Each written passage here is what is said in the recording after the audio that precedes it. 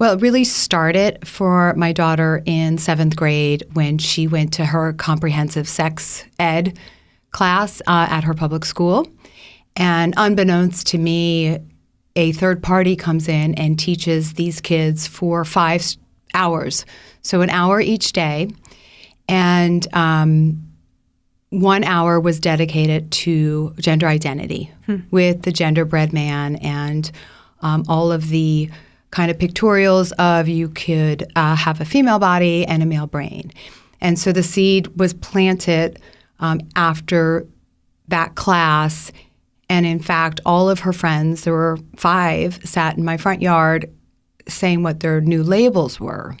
And none of them chose, the boring cis, which is a made-up term in and of itself, but they all picked something on the alphabet because it's not cool to be, a boring white girl. Fast forward a year later, my daughter moved from, one label, which, she started with pansexual, which is a nonsense label when you're 11 because you're not sexual at all. And so then she moved from that, she moved to lesbian, then she, over the pandemic, landed on trans. She identified as trans for about a year and a half, at least from what we knew, because she was doing things in secret, of course. She had secret social media accounts. But over the pandemic is when we really learned it because her public school changed her name to a male name and used male pronouns without, of course, involving us. And the school used, the term safe. We need to be a safe space. Well, she's in my home. So by extension, I must be unsafe. And what do you know of me? Name one thing about me. Of course, they couldn't. And that's when the house of cards started to just fall. And I need to just back up a little bit before she actually, came out with the new name and whatnot. Her mental health had plummeted severely. Depression, getting very dark, mean. And was she or were you all as a family talking to counselors, psychologists, doctors? Was there any kind of that input coming in? Well, there was. I mean, we of course quickly engaged a psychologist. She quickly told us that we needed to call her by the male name and male pronoun, or she would commit suicide. She cited a study that said 41% chance of kids committing suicide. She didn't read the study. I know that because I queried her about the study after I read it, and it was clear she's just taking a headline and regurgitating it. I found out that she used Diane Arensaf as her mentor in transgender kids, using her terms. And who is Diane, if you would? So Diane Arensaf is a psychologist at UCSF, and she believes in the transgender child and says things as moronic as when a child is unbuttoning their onesie to turn it into like a dress, that is gender communicating. Another insipid statement of hers is that if a little girl rips barrettes out of her hair, she is gender communicating. I mean, the absurdity, anybody who's had children understands that children will rip off their mittens, and what does that mean? Yeah. And this psychologist also told me that my memory of my child was false. When I talked about how girly my daughter was, actually contrary to me, because I'm not girly, and she was really girly and into Barbies and American Girl doll and Little Ponies and all of that. And she said, well, she was hiding her true gender identity. I mean, that's just so absurd. Sign her up for a Mensa because you think my 2-year-old was planning on outing herself when she was, 14 or 13 and she had been planning this? Like, that's amazing.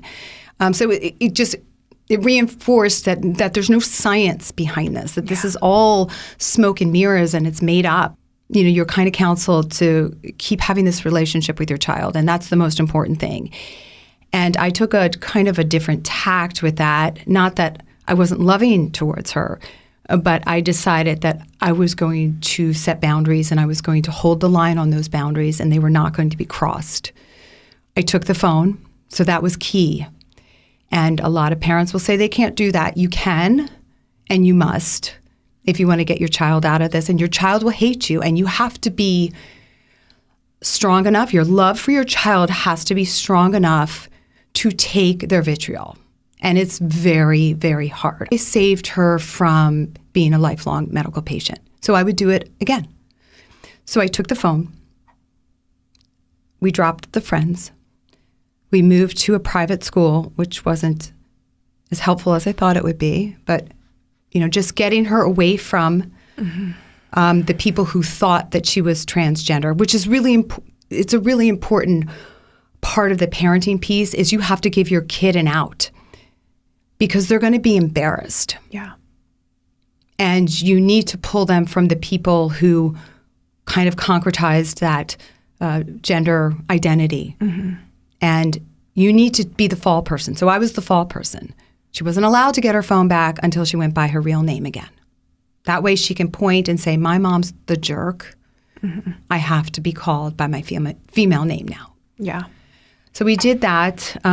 We sent her to some overnight camps, which I don't think you can do anymore because they're all captured. But we made her, they were give back camps. They were, you need to help save the reefs.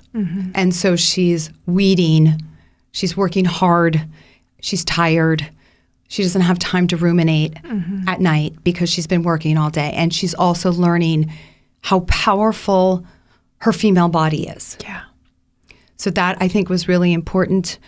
And then I hit this stuff straight on. I started to protest.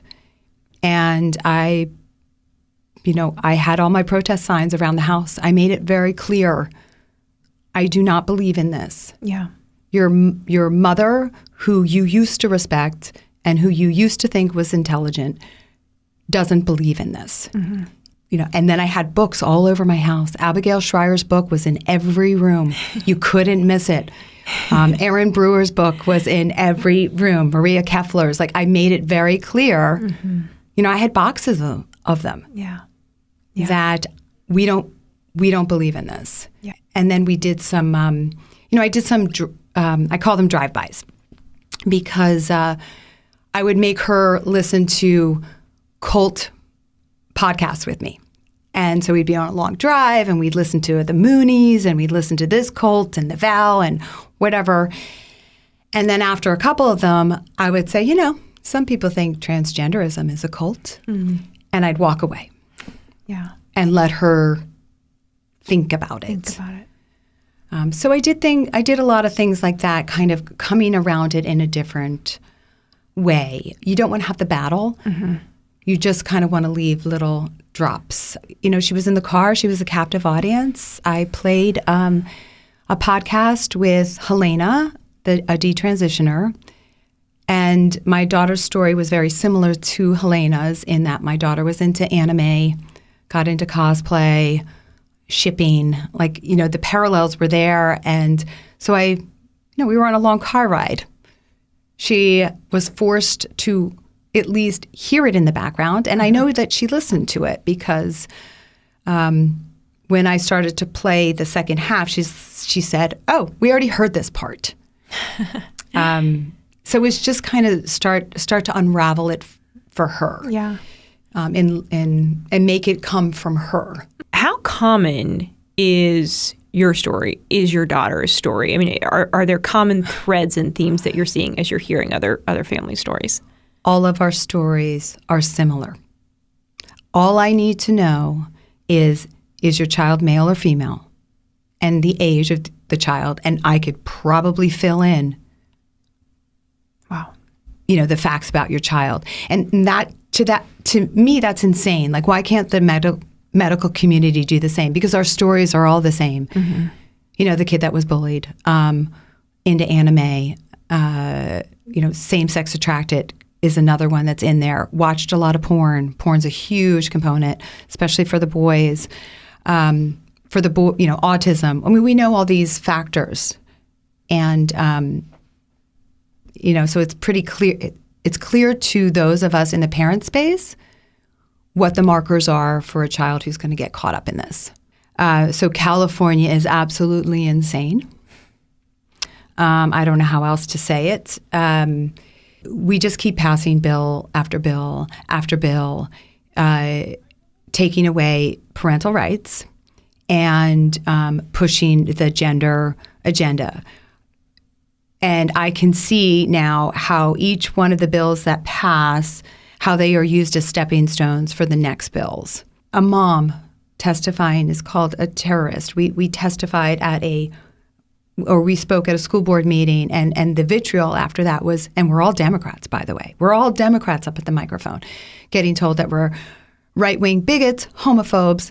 I mean, we can bring a lesbian up at the microphone, and they will still call us that. I want to propose bills to safeguard our kids because parents should know that their child is being called another name at school. Mm-hmm. Mm-hmm. That is a medical intervention to change a child's name. Parents should know if the child is going to school and going into a trans closet and changing their clothes at school. Mm-hmm. And that happens in California. Parents should know that schools are giving out trans tape so that girls can, tape down their breasts, and boys can, tape down their genitals, and girls can ball it up and create a fake genital. Parents should know this, and parents should have the right to stop it. And go for those read alouds and see what those teachers are reading to your student, because those teachers hide it. So they may not have the books on the shelf. Be in that classroom and see what that teacher's teaching. Yeah. And note it and report on it. Go to the school board meetings. Read to your child the opposite books, the books that show how amazing their human body is. Mm-hmm. Reinforce that. Yeah. Reinforce two sexes.